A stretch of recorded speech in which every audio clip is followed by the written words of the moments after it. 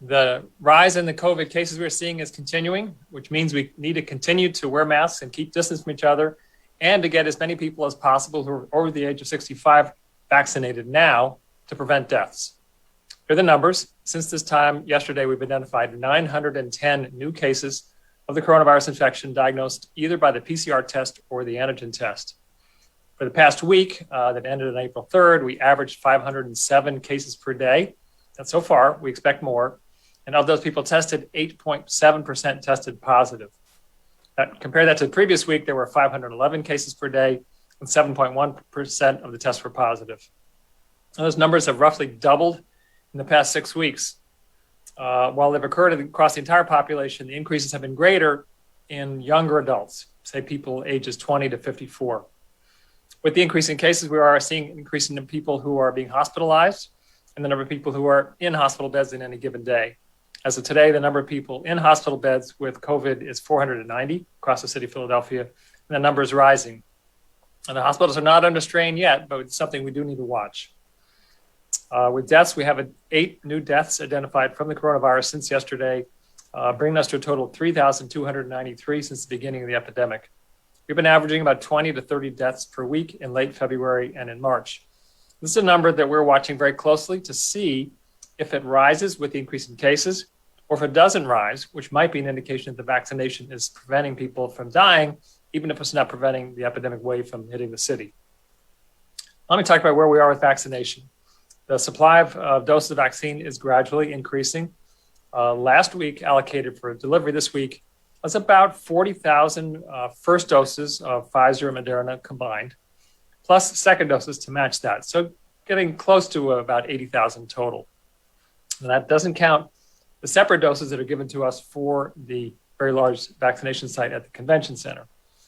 Now, also last week for distribution this week was a one-time shipment of a relatively large amount of Johnson & Johnson vaccine, 23,500 doses.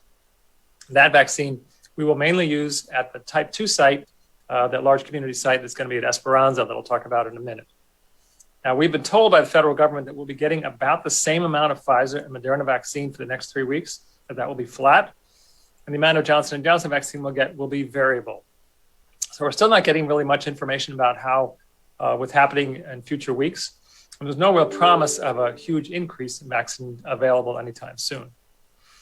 For the vaccine that is available, we are making it available now at a total of 247 sites across that city. Those are our total enrolled vaccination sites. That number is up from 204 sites 2 weeks ago. And those includes hospitals and clinics and pharmacies. And the biggest increase has been in pharmacies and in outpatient providers, those clinics. We now have a total of 43 independent pharmacies that are enrolled and receiving vaccine. And the administration of the vaccine is now happening really very quickly. For the week that ended on March 28th, we hit a new high of more than 122,000 doses by all healthcare providers in the city combined over that week. A few weeks ago, we were 30,000 doses delivered over a week. Now, for the last week, we have 109,000 doses delivered so far, but our data is incomplete. Now, the 122,000, the peak week, about 40,000 of those were delivered at the convention center. That means that there was a very large increase in other providers as well. As of Monday evening, we reported vaccination of a total of 556,000 people with their first doses and 318,000 people being fully vaccinated. Now, many of those people are not Philadelphia residents, but we know that 25% of the Philadelphia residents have had at least one dose, and that's an underestimate. And here's why we know that. We know that 13.7% in our data of Philadelphia residents are fully vaccinated. But if you go to data provided by the Centers for Disease Control, that's 16.7% fully vaccinated. And the difference there is people who are Philadelphia residents who are vaccinated outside of the city. So our data is incomplete in that. But still, many more people who are unvaccinated than there are vaccinated. And of the people over the age of 65, about 45% have been vaccinated with at least one dose, which means that there still are many people who are over the age of 65 and vulnerable who are unprotected. So we definitely need to boost the numbers of people over 65 who are protected in order to prevent deaths from this epidemic wave. I'm going to talk a little bit about what we're doing in specialized settings. This has been going on for a while, but I haven't talked about this much in previous press conferences. We've been working with a variety of providers to reach people who live in congregate settings and in senior housing settings. That includes places like behavioral health facilities, rehab facilities, substance use treatment facilities, the state licensed personal care homes, group homes for people with intellectual disabilities, recovery homes, homeless shelters, and low-income senior housing. Across all of those, we have identified 418 sites. And the different sorts of providers, pharmacies and other providers that are going and providing vaccination to the sites, as well as our teams. Of those 418 sites, 322 or 77% now have had at least one visit to receive vaccine or are scheduled to be receiving vaccine. And we're systematically going about getting vaccination available to the other sites. Now let me talk about where we are with eligibility. With this increase in vaccine that we'll be able to deliver, we're moving much more quickly than we were before. So as you know, yesterday, we're moving to phase 1C, which makes eligible sanitation workers, maintenance and janitorial workers, utility workers, and postal and package delivery workers. As of next Monday, the 12th, we will expand to all other essential workers that are listed in phase 1C if they cannot work remotely. People who are essential workers who are working remotely may be essential, but they're not exposed, they're not eligible yet. But anybody in a very large category, very long list of essential workers that cannot work remotely will become eligible next Monday. We had a list on our website before of the phase 1C categories. We have expanded that list to be more consistent with who's eligible in the Commonwealth, which is also moving to phase 1C on April 12th. So that list is something we'll post. You have it in our press release, but includes transportation workers, construction and landscape workers, people working in information technology and telecommunications, including members of the press, people in public health, government workers, election workers, social service workers, people in higher education and in finance and legal. Again, the full list is on our website. Now, we're also including in that list, as of Monday, unpaid caregivers of the medically vulnerable populations. This is something we've been requested to do and the state has had eligible before. People who take care of someone at home, even if they're not necessarily paid to do it, if the person they're taking care of is medically vulnerable, they become eligible on Monday. And we're also going to make eligible anybody who hasn't already become eligible, who is receiving what's referred to as home and community-based services as defined by the Pennsylvania Department of Human Services. So that's what's happening on Monday. And then on April 19th, we'll be moving into phase 2. That'll be the same time as the Commonwealth moving to on April 19th and many other states, and it's consistent with today's request from the president. So all adults will be eligible in Philadelphia as well as the state of Pennsylvania on April 19th. Now, while all adults are eligible, doesn't mean that everyone is going to be vaccinated all at one time. And so I still want to make sure we focus on getting vaccinated people over the age of 65. The reason, as I said last week, is that more than 80% of the people who die from this infection are over the age of 65. So my message to Philadelphia residents is, if you're over age 65, sign up now and get vaccinated as soon as possible. Don't delay. This epidemic wave is significant. It's easy enough to get appointments right now if you're over 65 at pharmacies, healthcare providers, or our vaccine interest database. I tested it yesterday and verified that it's true. We're asking our vaccination providers to make access even easier for people over the age of 65 with things like fast track or easy access or walk-up access. Several of the federally qualified health centers in the city are providing walk-up access to people over the age of 65, even if they're not already enrolled as a patient. And 3 of the city health centers run by my department will be doing this Wednesdays from 8 a.m. to 4 p.m. starting tomorrow. I'm going to give you 3 different health centers and their addresses. Anybody over the age of 65 can just walk up and be vaccinated. There's Health Center 3 Annex at 4219 Chester Avenue in West Philadelphia, Health Center 5 Annex at 2001 West Burke Street, North Philadelphia, and Health Center 10 at 2230 Cotman Avenue, the East Side Courtyard entrance, and that's in Northeast Philadelphia. Now, let me talk about the larger vaccination sites. The Center City Vaccination Center at the Convention Center has now done 2 weeks of the second doses of the Pfizer vaccine. They have 1 more week to finish with the people who got the initial 3 weeks of Pfizer vaccine. About the middle of next week, that site will switch over and provide Johnson & Johnson vaccine at about 6,000 doses per day. Then there is a new large volume federally supported site that will be starting this Friday. As I mentioned last week, it's at Esperanza in the Hunting Park neighborhood. It's staffed by the Pennsylvania National Guard. This site will start next Friday vaccinating 1,000 people, and then it'll grow over time to vaccinating up to 2,500 people, 6 days per week for 8 weeks. For people who want to be vaccinated there, it'll be available through a combination appointment as well as walk-ins. So if anyone wants to be vaccinated there or wants to be vaccinated anywhere and doesn't know of another site to get it done, should go to our website, www.phila.gov/vaccineinterest, one word. If you don't have internet, call 311 and they'll put you in a database. And then you'll be directed to multiple vaccination opportunities, including the new site at Esperanza, effective as of this weekend. Now, right now, our priority is still for people over the age of 65, but others will be invited soon.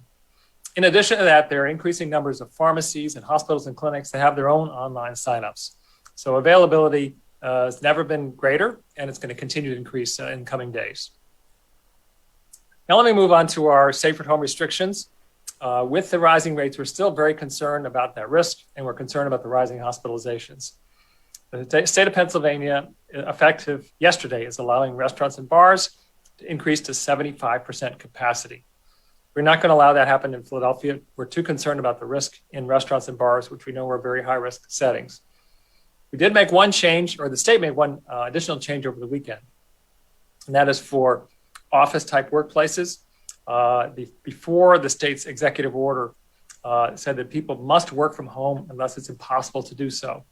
That wording has been changed to people are strongly encouraged to work from home or strongly encouraged to work remotely. So here, likewise, in Philadelphia, we are strongly encouraging people to work remotely if possible. But if they can't do that, it's okay for them to go to the office to work. And we have guidance for how that can be done safely. People are allowed to be working at those work sites up to 2 persons per 1,000 square feet. And everyone has to wear a mask at all times, unless they're alone in a separate room. So whenever you're in the same room with somebody else, everybody needs to be wearing a mask. So this is the first step towards getting people back to the office and back towards normal. But it's a small step because their case rates are still quite high. So in general, what do people do now? I want to remind everyone, the epidemic is still here and it's still deadly. Wear a mask, keep your distance, avoid being around others. And as soon as it's your turn, get vaccinated. And all this is on our website, www.phila.gov/COVID. Thanks. Thank you, Mike. Good afternoon, everyone. Dr. Farley, I'm wondering, can you talk a little bit about how universal vaccine access on April 19th affects city logistics? I'm wondering specifically, how long should people expect to wait between making an appointment and getting a shot?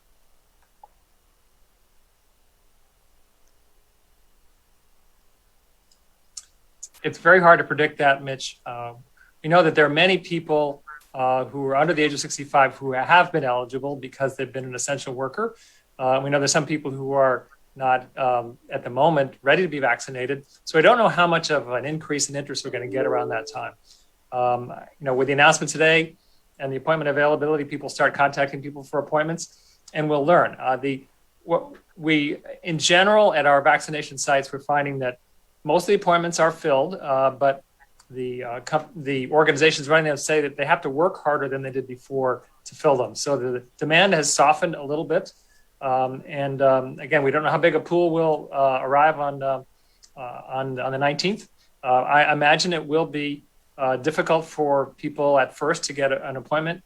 And so that's why I am saying that if you're young and healthy and you're 25, maybe you should wait a little bit, let other people who are a little bit older get vaccinated first, and then take your turn later.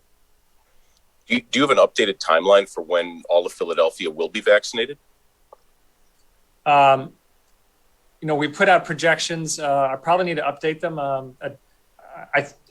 It really is going to depend more than anything at this point on how many people ultimately want to be vaccinated. I think vaccine probably will be available. Everyone probably could be vaccinated by the end of June. But how many people will choose to be vaccinated by the end of June is very hard to predict. And you talked a little bit about more infections translating into more hospitalizations, why isn't there also a rise in deaths like we saw in many of these other waves? Is there something different in respect to this wave versus the three previous ones? Well, a couple things. First, there's a lag time between when people get infected and when they die, if they do die from this. And that's about 3 weeks. And then there's another lag time of about 3 weeks for us to hear about all those deaths. So it may simply be that we don't know yet about the deaths that have occurred with this wave. Alternatively, it could be that the vaccine isn't preventing those deaths. And so I'm watching that number very closely. I'm looking at the ratio of cases 3 weeks ago to deaths this week. And if that ratio is high, then that's a sign the vaccine is working. And it's just too early to say. Thank you very much, sir. All right. Thank you, Mitch. Let's go to David Melandra of Philly Sports Network. My question is for Dr. Farley. A couple weeks ago, you mentioned that you would not match the state of Pennsylvania regarding the attendance for indoors and outdoor events. But over the weekend, the Phillies increased their attendance, and the Flyers and Sixers are also doing the same thing. Can you just give us an idea what led to the increase with that? Yeah, so we had discussions with both the people who are at the Wells Fargo Center and as well as the Phillies about their safety plans and about specifically how many additional people they could put in their stadiums and still have a safe distance between the one household group and another household group. And having looked at that, we felt that we could. It was not safe to go to the occupancy limits that the state allows, but that we could allow a small increase in occupancy. And so we did allow the the Wells Fargo Center to go from 15% to 20%, and the Phillies to go from 20% to 25%. Okay, and this is a follow-up for Mayor Kenny. With everything going to be happening on April 19th, everybody will be able to get a vaccination and everything like that, appointment for a vaccination. Have there been talks with the Eagles about using Lincoln Financial Field for like another vaccination unit? As from the first time we talked about this, Lincoln Financial Field's potential as a site has to do with the amount of vaccine that we can provide. It's a mass vaccination site, so if it would do at least as much as the convention center at 6,000 or so, those 6,000 doses had to come out of the city stockpile of doses, which means there'd be 6,000 less people in underserved neighborhoods getting it. So unless and until we get a large amount of vaccine from the federal government's tranche, we're going to have to hold off and continue to get into neighborhoods at the 500, 1,000, 1,500 people per day. There's many neighborhoods in the city who are underserved, and if we were to divert 6,000 or more vaccines to the Lincoln Financial Field site, we'd be shortchanging people in the neighborhoods. All right, thank you. Thank you, David. Let's go to George Solis of 6ABC. For Dr. Farley, good afternoon. So going back to the convention center site, after the next 2 weeks of Pfizer and then the shipment over to Johnson & Johnson, what remains the future of that site, and will there be more walk-up eligibility at that site once the change is over? So we have one more week of Pfizer second dose to do, and then we are scheduled to have 2 weeks of Johnson & Johnson availability. That will complete the 8 weeks that was originally planned for the site. We are in discussions with the federal government now about whether that would be extended. That would depend on the availability of the personnel as well as the availability of the vaccine. So we don't have an answer on that yet.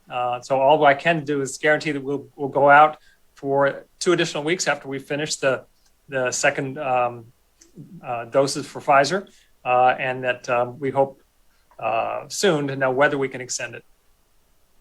As far as the site in Esperanza, will that strictly be Johnson & Johnson, or will there be an allocation of Pfizer and Moderna as supplies are available? We need to supply that site with vaccine. That doesn't come with its own vaccine. The Johnson & Johnson vaccine that we received this week, that large amount, is enough to be able to cover us for, we think, 2 weeks at that site. And so that's how we plan to start. But as to what vaccine will be available and when we phase it in others will really depend on availability of vaccine in the future. George, you good? I'm good, thank you. All right, thank you, George. Let's go to Jack Tomzik of Metro. Yes, thank you. And this is for Dr. Farley. Last week, you said you were a little bit concerned with moving to vaccinate all adults, or at least allow them to set up an appointment on April 19th. You mentioned that it could leave seniors, maybe other vulnerable people behind. What changed? The president asked everybody to move to April 19th, and the president has provided great leadership on this. And when he asks, I think we ought to do what he asks. And are you worried, though, that young, healthy, tech-savvy people will kind of overwhelm the scheduling system trying to get appointments?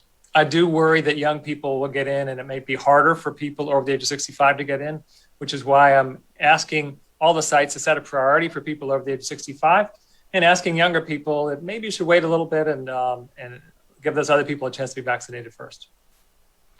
And for the Esperanza site, you said it'll be open 6 days a week, but do you know what hours that'll be and whether there will be some walk-up availability and how, what the breakdown will be between walk-up versus appointments?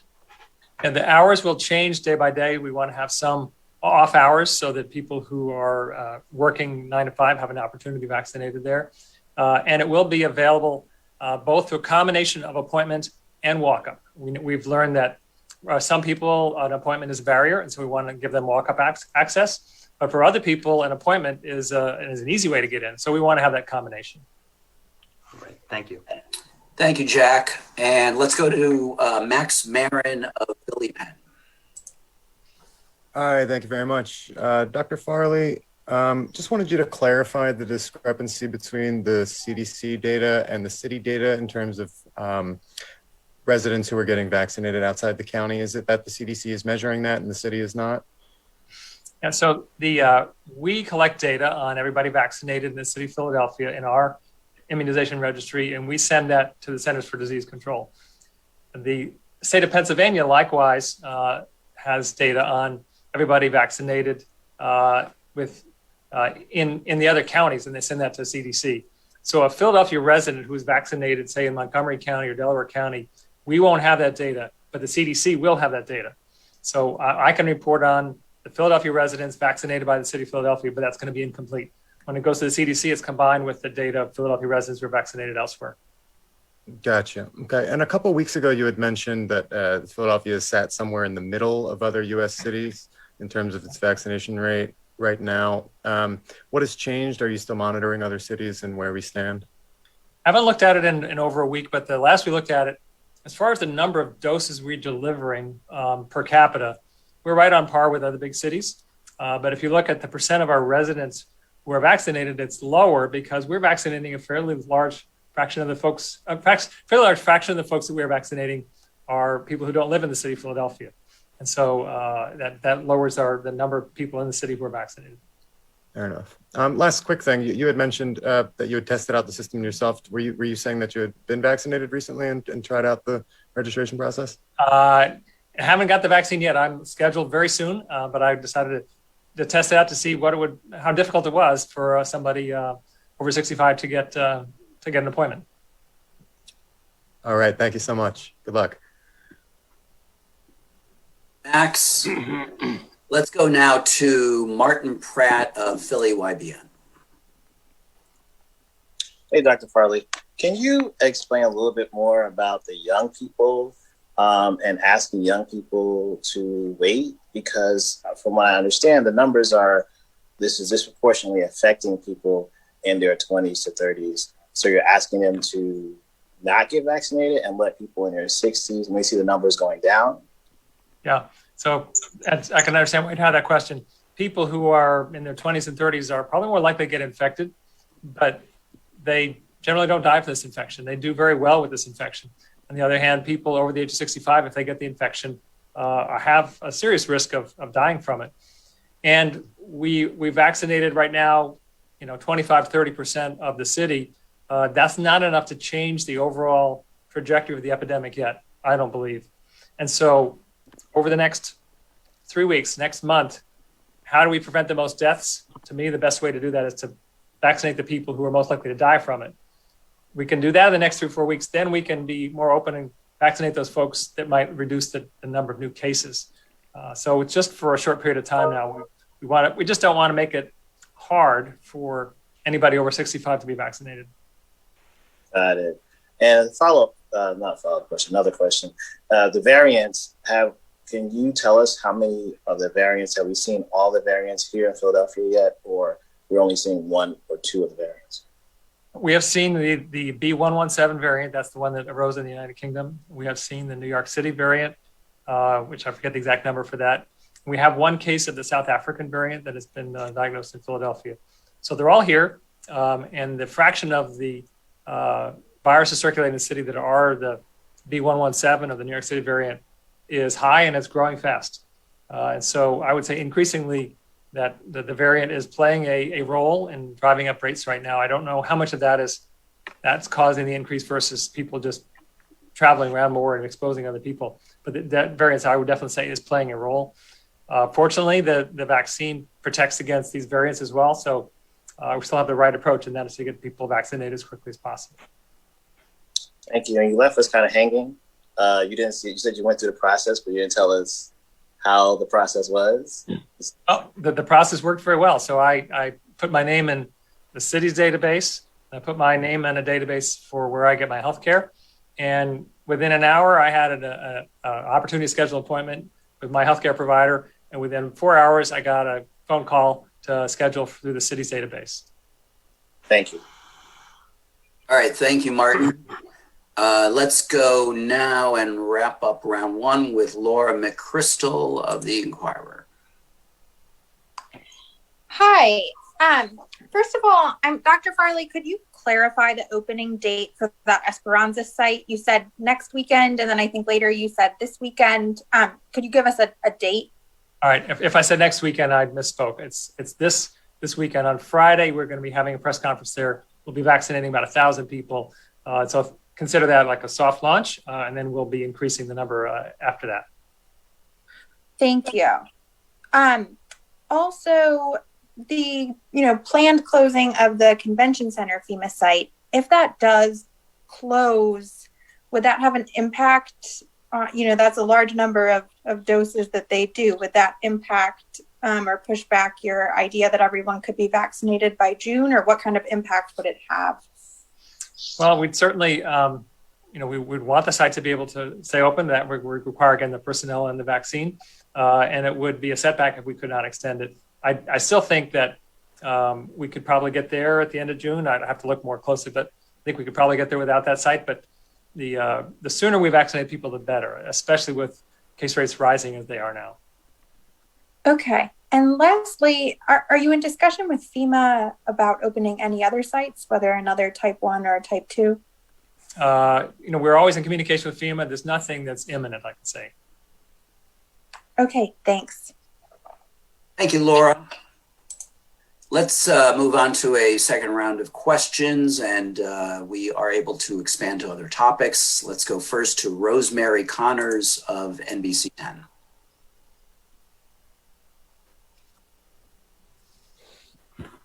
Hi, thanks for that. This question is for Mayor Kenny. It's somewhat related to the pandemic, but more specifically related to the shooting last night just outside of Budokan near 3rd and Chestnut Streets. I reached out to Stephen Starr, who had a comment about what happened, and this is what he said. And I did share it with your press office, but I can read it again just so you have it. He said, "It feels that the government is leaving the economic epicenter of Center City to fend for itself. I have never seen it this way. The proud entrepreneurs are valiantly trying, but we need basic support and protection from our mayor and police force. Ed Rendell rallied us all and reminded us how great this city could be. We need that optimism and leadership right now." What's your reaction to that statement from Stephen Starr? First of all, violence or homicide in any part of the city is as important as any other part of the city. So the fact that someone tragically was killed at 3rd and Chestnut is no more important than someone being killed in North Philadelphia or West Philadelphia. They're all human lives, and they all have the same value. Ed Rendell was a great mayor, was a great governor, is a great person. Ed Rendell was not dealing with a pandemic and a proliferation of gun violence that we've never seen before, as we've seen in every other city in the country. So every city is going through this. We're working on our roadmap, our upgraded roadmap to get the violence down. Our police are valiantly working every day to get guns off the street. We've taken twice as many guns off the street this year than last year. So they're working very hard. We went through a pandemic that shut down the criminal courts, shut down probation and parole, shut down social services being delivered directly to individuals who need it, who are in jeopardy or in danger of either shooting someone or being shot. As we roll out of this pandemic and get our systems back in order, the violence will go down, and we'll get back to some sense of normalcy. It's easier to get a gun in Pennsylvania than it is to get a driver's license, and that's one of the big problems that we're dealing with. So we'll continue to forge forward. I'm sorry he feels the way he does, but we're moving forward.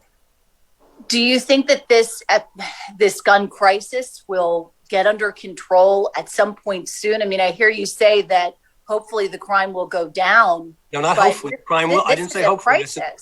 I said the crime will go down, and it is a crisis because we're dealing, as I said before, with a pandemic, with a dysfunctional court system, dysfunctional probation and parole system. Those are all starting to come online again, and we'll get people back into systems that reduce the violence and get people more under control. And if we can continue to get the guns off the street, which is what we're doing every day, we're working towards getting that done. So it's not a hope. It will happen. It's just a matter of time till we get it done. Thank you. Thank you, Rosemary. Let's go now to Hannah Chin of WHYY.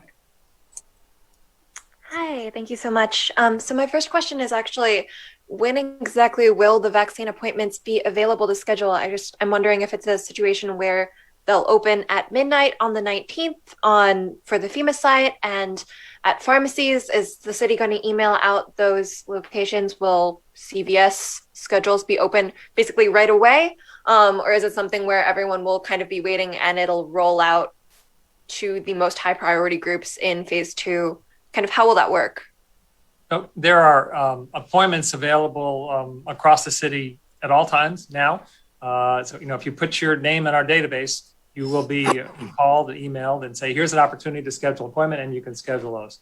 If people want to get an appointment specifically at the Esperanza site, again, they should put their name in the database. And when we open up that appointment, those appointments, which will be sometime probably in the next couple of days, then people can schedule those appointments there. Okay, and they'll get a notification from the city, email, link, etc.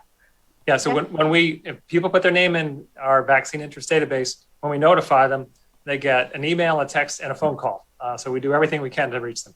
All right, and pharmacies will also be open to everyone starting the 19th? Yes. Okay, great.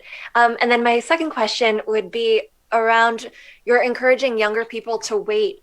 I was wondering, do we have information on how many older people have been vaccinated? Basically, how are we expecting those younger people who are possibly healthier, maybe don't need to be prioritized for the vaccine as much? How are they meant to understand when they can get an appointment without taking it away from someone else? Oh, anybody can go to our website where we have a dashboard and we show the percent of people that are vaccinated by age group, and people can get a sense for that. And then it's something I'll talk about at our press conferences weekly too. All right, I understand that. I guess I'm wondering, when you're saying, younger people should wait a little while, how are they meant to understand how long they should wait? How long they should wait. And I wish I could say, well, wait 2 weeks and then we're going to be done. I think we're going to have to monitor how in demand the appointments are. If we're finding that there are open appointments, then I can say at a press conference, okay, our appointments are open. Everybody come on down now. If I say, look, there's a long waiting line and many people we just simply can't accommodate, then they should probably wait a couple of weeks. Got it. Okay, thank you. Thank you, Hannah. And let's go now to Denise Clay Murray of the Philadelphia Sun. Good afternoon, everyone. My question is for Mayor Kenny, and it's kind of a follow-up of the one Rosemary asked. You say that, right now we're following the roadmap in terms of the city's gun violence problem. Where does that stand exactly? Because you have a lot of folks who would kind of like to see more from the city on this regard. Where do we stand with the roadmap? The updated roadmap will be released next week. We waited because we were waiting to see what resources we would be getting from the federal government in assistance and the introduction of the budget for next year. We wanted to do it all together. So I think on Wednesday, the new roadmap or the updated roadmap will be released, and we will move forward with that framework. Now, is that this coming Wednesday? Wednesday before the Thursday introduction of the budget, which would be next Wednesday. Okay, but can you understand why folks might be a little frustrated, especially when even over the summer you had kids who were sitting on their front porch getting shot while they were playing, and now you have this thing that happened in Old City last night, and I understand it, you believe that everyone is equal here, but can you understand why folks might be a little frustrated? I can understand why people would be a little frustrated, but I can assure you I'm a lot frustrated because we deal with this every single day and every hour of the day that we deal with it, through the day and through the night. So we are working on it. Our police are working very hard. We're working with our social service folks. We're working with people in the community. We've issued a large number of grants just recently, and we'll be doing that for people to get on the ground and get with these young people and to try to get them to a point where they understand they need to put the guns down and that there's no future in violence or in death. So, yeah, I understand their frustration. I share their frustration probably even more than you know. Okay, thank you. Thank you, Denise. And seeing no further questions, we will wrap up today's press conference. We will resume with the next regularly scheduled COVID update on a week from today, Tuesday, April 13th. Thank you.